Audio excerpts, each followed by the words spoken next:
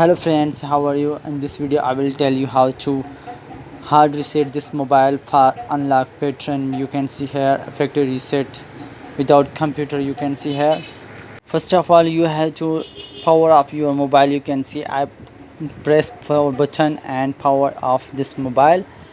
After that you have to hard reset. How to hard reset this mobile? So follow my step and don't skip, subscribe my channel. So now press volume plus button and power button, press and hold. You can see here as I hold. So as you can see I press volume plus button and power button. Do it.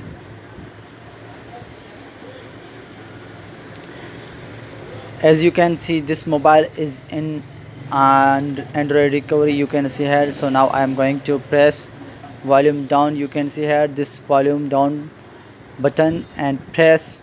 As you press volume down button, go on web data factory reset and press power button. You can see here this power button, press.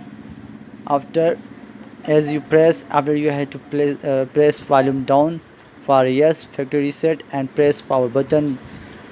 So it is formatting now and you have to press web data clear cache partition. You can see here, press and volume down for yes and press power button. And so now you have to press for reboot this mobile. This mobile is restarting now.